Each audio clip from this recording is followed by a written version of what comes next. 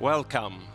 I am so proud that we have a special session here today on social media, a social media industry panel on abuse, safety, and well-being.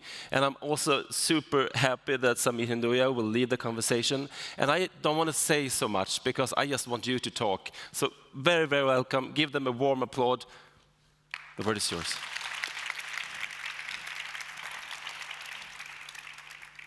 Good afternoon, everyone, and thank you again to those joining us online. So I want to minimize my words. My hope here was to make sure that we had a few representatives from major social media and gaming platforms to be able to share what they've been up to. Specifically, I want them to talk about their top priorities as it relates to safety, civility, online harm, and then also have a chance to discuss what they're doing currently and what they hope to do moving forward. There will also be time for Q&A, and so those of you who are watching online, hopefully you can type in your questions, and then I'm sure after each of the speakers has a chance to introduce themselves and take a stab at those questions, we'll also throw the QR code back on the screen so that those of you here can also type in your questions, and hopefully we'll get to a few of them. Really looking forward to that. So I think what I'll do to make this easy and efficient is just to turn it over to Johnny and then to Jacqueline, and then probably to Laura and then to Weszt. They will introduce themselves, and as I mentioned, they'll go for it. They'll try to answer those two questions. So with that, Johnny? Thank you, and thank you for having me over here and inviting us. A tremendous important topic, of course. So I'm leading, I normally would say Facebook's policy work in Sweden and Finland, but however, we just changed the name of our company, so now I'm leading Meta's policy work in Sweden and Finland. It's going to take some time before getting used to that, but that's the new name anyway. So the name of the apps and the services are still the same. We're a big company, and with the size of ours, the number of users we have on our platform, we get to see some of the best and some of the worst of society online.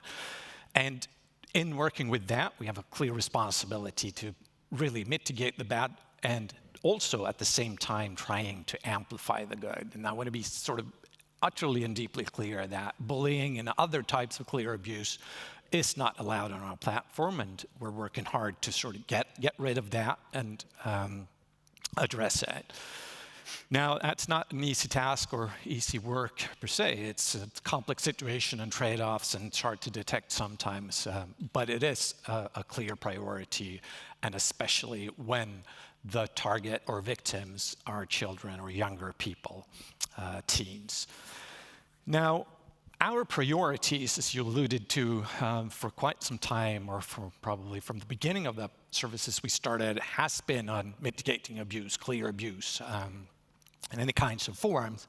But over the last year, one thing that sailed up as a parallel to that, still not taken over, but also a priority is the well-being in a broader sense, to try to figure out what kind of impact our services has on people when they're using them. It could be things like how much time you spend or other stuff like that. And do a lot of research and studies on it, and recently some of it has been published in the media where we had done one survey on the use of Instagram and looked at how people perceived whether it has a positive or negative impact.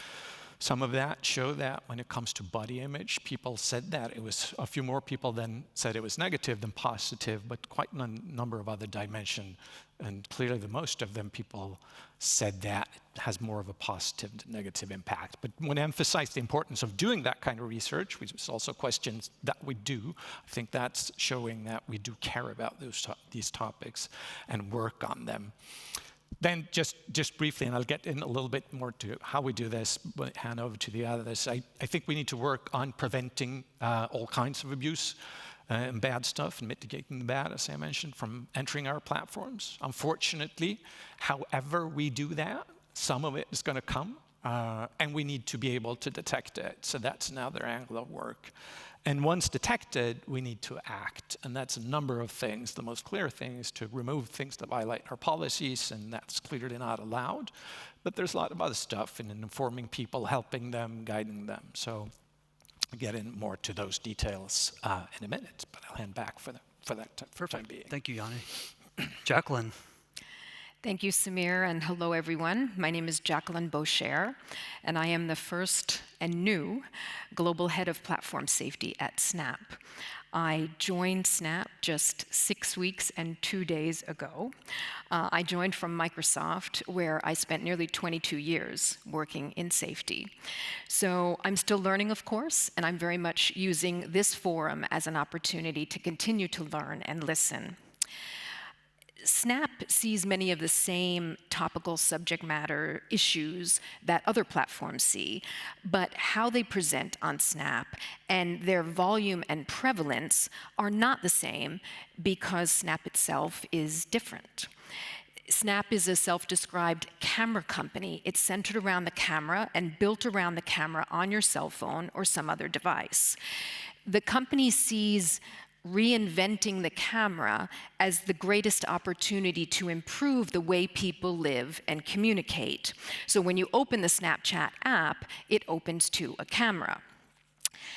From the beginning, Snap was designed for communications between and among real friends, so people that you know in real life. For the most part, on Snapchat, not just anyone can contact you. First of all, they have to know your username. And if they know your username and they reach out to you, you have to mutually accept them as a friend. You have to affirmatively accept them. So it's very much like operating in real life. There is that reciprocated friendship before you can receive snaps or chats. And snaps are photos and videos, and chats are text messages. So Snapchat isn't about one person following another or random people coming into our lives without invitation or permission. Snapchat also has limited public profiles to 18 plus only. There are no public friend lists on Snapchat. So as you may be guessing, Snap is very privacy-centric. Also, the platform really focuses on creation more than consumption. So thus opening to the camera so that you can take a snap and you could share it with a friend. There are also no, what we would call peer validation metrics. So no likes, no followers, no upvotes, no timelines, no friend counts, no news feeds. These can sometimes make people feel self-conscious or uneasy or worse. Snapchat's probably the most known for its ephemeral messages, so-called ephemeral messages. These are really delete by default messages. And the primary motivation for this feature was to mimic real-life conversations, because there are no verbatim transcripts of real-life conversations between friends about those dialogues and so forth. But as we know, people can take screenshots, so there's always that word of caution. And finally, on just a personal note, one thing that drew me to the company was the company's values itself. And those 3 values are smart, kind, and creative. Now, any company could put those words on a page and say that those are their values. So I was really determined to see if those values were embraced and lived. And I can tell you that after 6 short weeks and almost 2 days, they are. And it's very motivating for the work that lay ahead. Thank you, Jacqueline. Laura Higgins from Roblox, it's so good to see you. I wish you were here in person. I know, Samir, it's a shame. Next time, hopefully.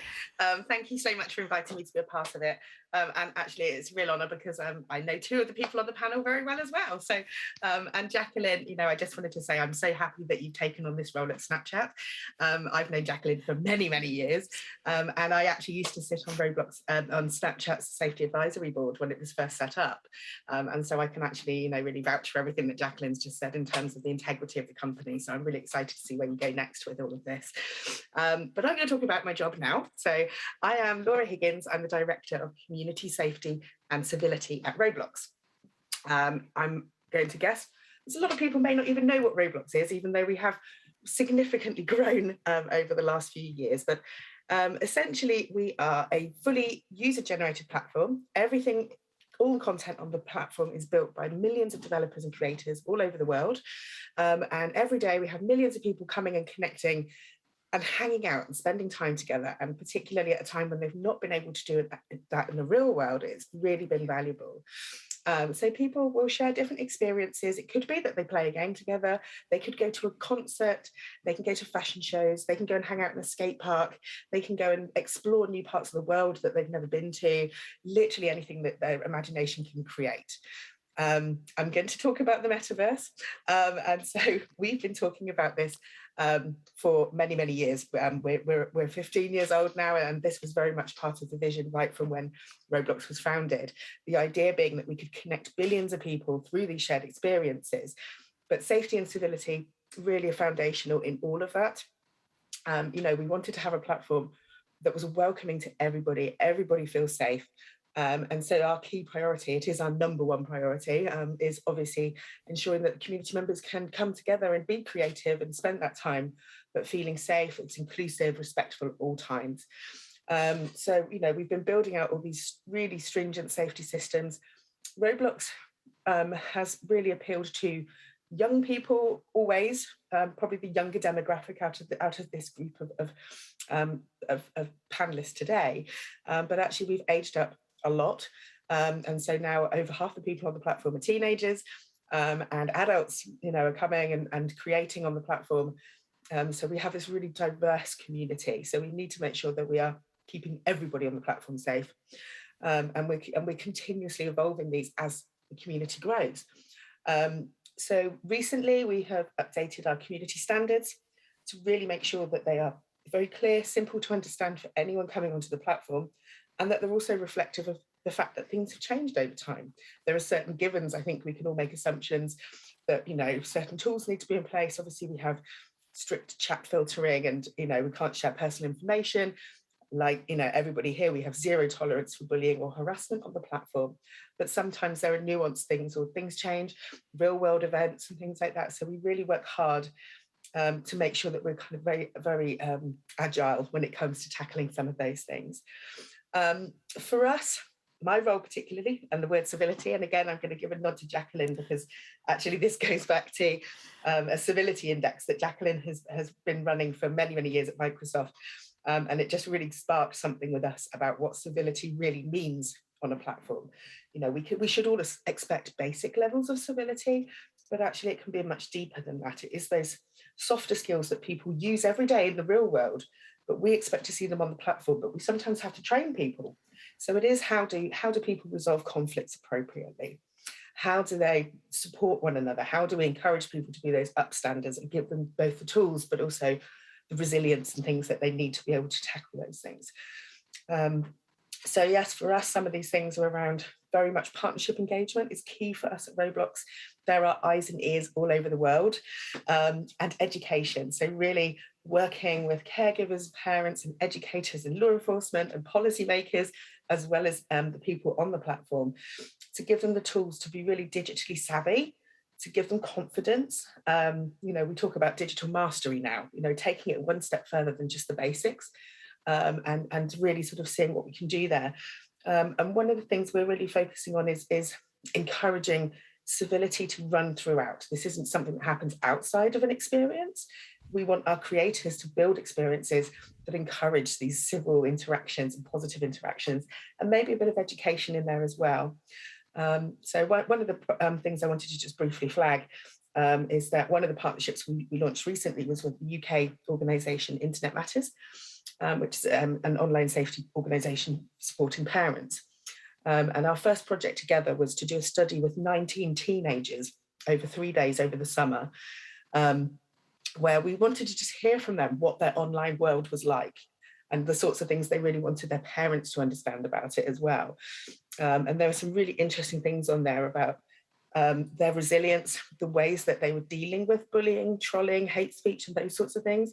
Sad to hear that obviously it is still happening, but they were very confident in, yes, it's not very nice, but I know how to deal with them. I know how to report. I know how to take action, and very much this community action of supporting one another. But they were really vocal about, actually these negative experiences shouldn't be happening to me.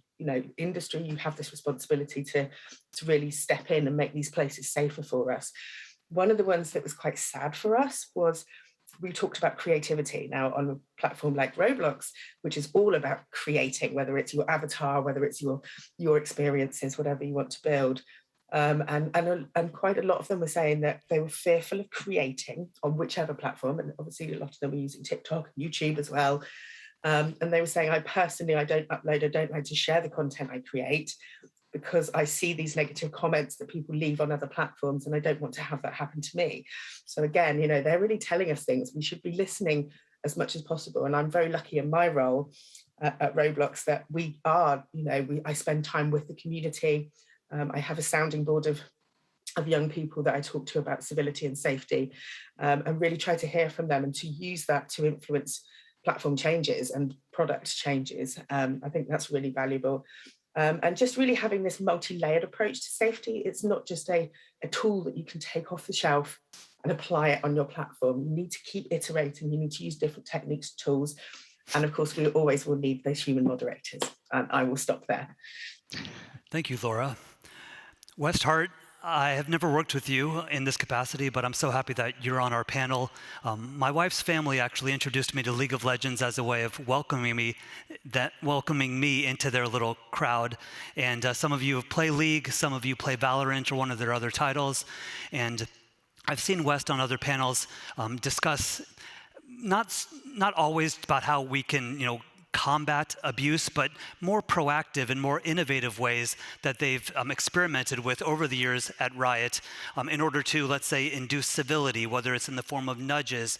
They've had tribunals, which is juries of peers, to try to figure out ways to sanction aggressors or offenders. And so just a lot of really amazing things. And I've always looked up to him and what him and his team are doing. And so I'd love to welcome you, Weszt, and I'd love to hear some of the things that you're up to now. And please share your title also, if you don't mind. No, I don't mind. And I'm realizing now that a couple of my notes I can leave out because I don't think I could have introduced myself better. Thank you so much. My title is the head of player dynamics.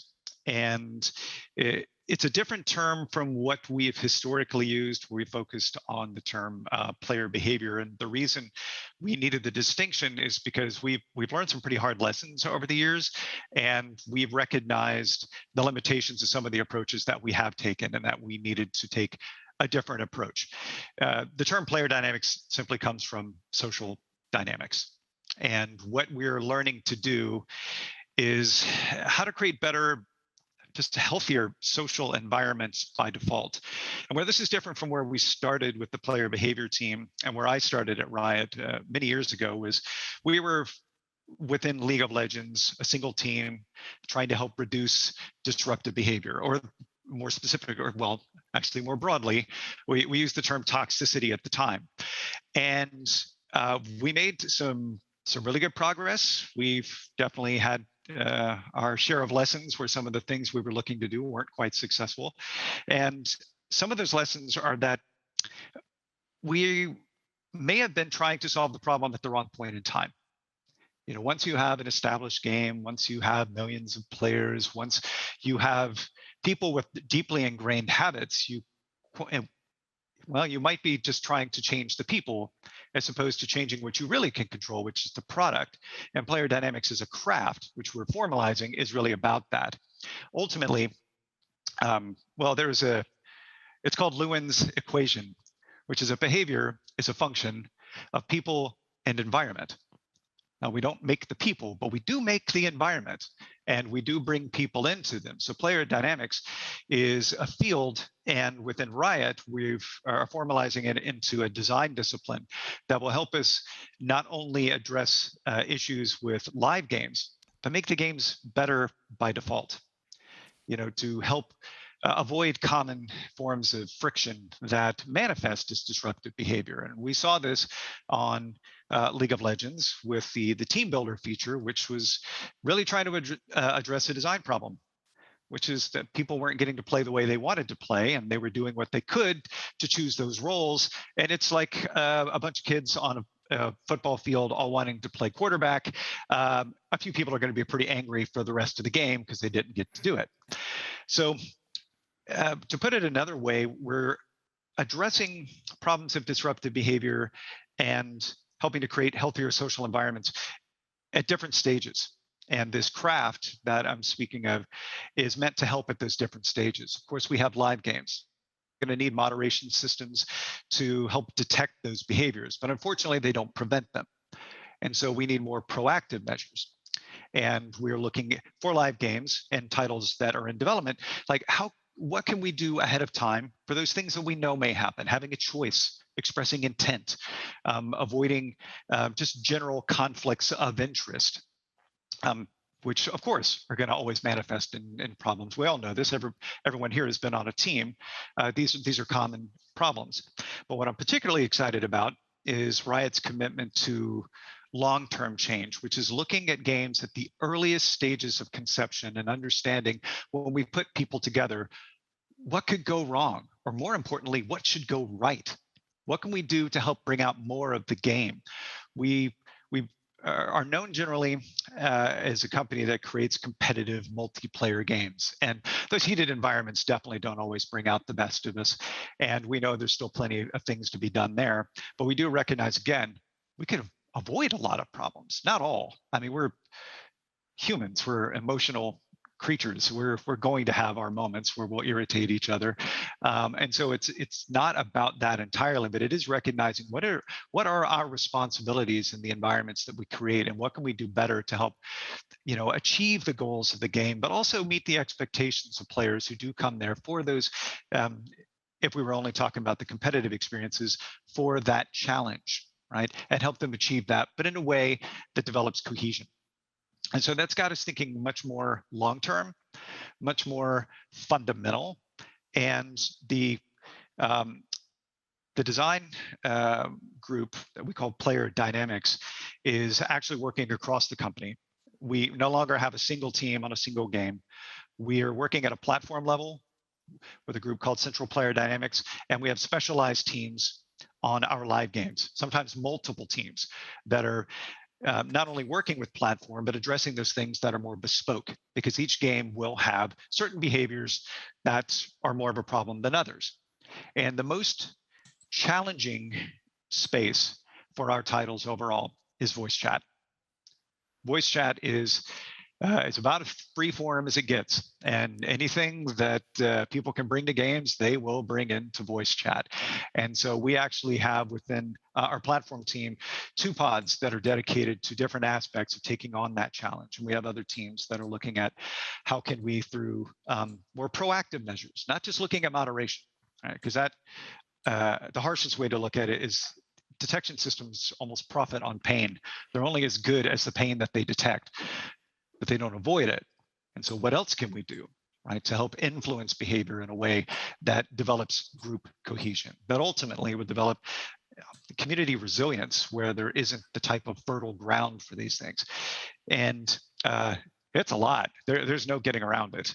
But if anything, what we're trying to do, or on top of what I've already mentioned, it's not focused so exclusively on the negative behaviors, because people don't come to games to just think about those things. They come for the fun. It's not all bad. It's easy to focus on that, but bad for humans is stronger than good.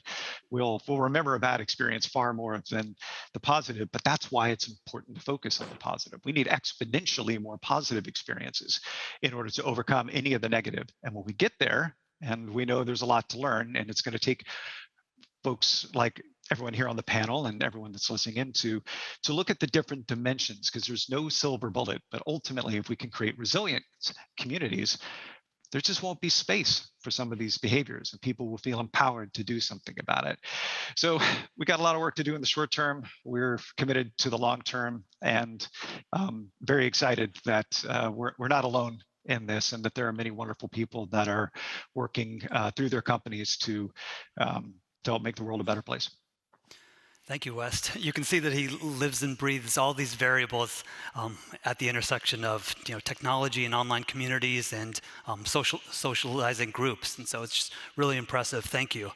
We have so many questions that have come in. I wish that we had an hour to spend on this, but I just have to pick and choose a few of them, and so I'm just going to do that. And of course, Jana, if you want to continue with your line of thinking that you didn't get to cover first, but I'll make it a 2-part question, and you can choose what you'd like to answer, all of you one by one, if you don't mind. First off, reports. We encourage youth to report. We encourage adults to report. We have features and functionality within the control sets available in our products, but this is a theme, honestly, across many of the questions. It still feels like many people are unhappy with the response, whether it's the promptness of the response, the inadequacy of the response, the adjudication as necessary from the company related to the aggressor. So what can be done about that? And then the second issue, I'll just say very briefly, underage users. We know that they're disproportionately susceptible to harm. What is being done? What can be done about underage users? So yeah, feel free to tackle on one of those. Johnny, we'll start with you. Yeah, no, I think for us, the reporting features, there's still tremendously, of course, you need to have that easy accessible when something happens to you. You need to understand how they work to be able to use them. Our focus and emphasis has gone from just a few years ago when I joined the company, where that's where all the investment went. When we had a new problems, we just hired more people to be able to review those reports manually and understand what stuff came in, to be able to take the right action and diverge it to others that could help. The focus over the years has been a little bit to find more proactive solutions, to build technology that can detect this faster than humans can do, so that, again, trying to find ways of preventing the situation and maybe preventing someone from seeing abusive behavior and not having to report it. And look, that's far from perfect yet, but it's moving tremendously fast. The technologies that we have for this are getting better by the day. But still, there's no doubt that it is important. I can totally see, and myself experience it, of course, the frustration when you report something and you feel, why is this shouldn't be here? You report it and it doesn't, you get a response that says it didn't violate the rules, it shouldn't be taken down. And in some cases, that's the fact. I mean, for us, our community standards or the rules dictating what you can and can't do on the platform, that's what we have as a Bible of assessing these reports, and that's what determine. And we got to be, of course, frank about that. The users don't always know all those rules, but we still need them to be able to take consistent response and action. But sorry, I'll stop there. That's perfect. Thank you, Yanni. I would just say that your report matters. Don't think that it goes into a black hole. Don't think that it's not addressed. Don't think that it's not enforced upon. It is so important. The biggest room in the world is the room for improvement. Everybody can do more. Everybody can do better. But we have to start with that report, which is so fundamental to our operations. So please, when you see unwelcome behavior, bullying behavior, harassment, intimidation, any of the host of parade of horribles that is across the site, that is across the platform, that we specifically, explicitly, and clearly prohibit, report it to us, because it will be actioned. And those actions can range from warning the offender, suspending the account, closing the account entirely. It really is important, and those reports do matter. Thank you, Jacqueline. Laura? I would absolutely echo what Jacqueline said.